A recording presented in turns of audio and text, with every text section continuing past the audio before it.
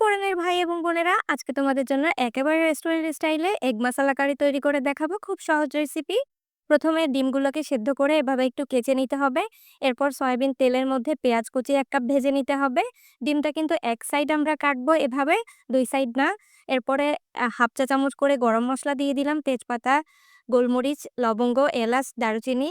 এরপর দিয়ে দিলাম লবণ, হলুদ, মরিচ এবং জিরা আর ধনিয়া 1 চা চামচ করে। রসুনের পেস্ট দিয়ে দিলাম 1 চা চামচ। এরপর পানির সাহায্যে এই মসলাটাকে খুব ভালোভাবে কষিয়ে নিব। উপর থেকে যতক্ষণ না তেল ভেসে উঠবে ততক্ষণ এই মসলাটাকে কষিয়ে নিতে হবে। আর এর মধ্যে টমেটোর সস দিয়ে দিলাম আমি 1 টেবিল চামচ পরিমাণ। তোমাদের কাছে ফ্রেশ টমেটো থাকলে সেটাও ব্যবহার করতে পারো 1 টা। খুব বেশি টমেটোও কিন্তু এখানে দেয়া যাবে না। এরপরে ডিমগুলোকে আমরা দিয়ে দিব যখন তেলটা উপরে ভেসে উঠবে আর মসলার কালারটা কিন্তু অলরেডি চেঞ্জ হয়ে গেছে। এরপর ডিমটা দিয়ে সামান্য পরিমাণ পানি দিয়ে আমরা এখানে রান্না করে নিব ডিমটাকে। ঢাকনা দিয়ে ঢেকে রান্না করে নিব। ডিমের কালারটাও কিন্তু চেঞ্জ হয়ে যাবে রান্না করতে, করতে।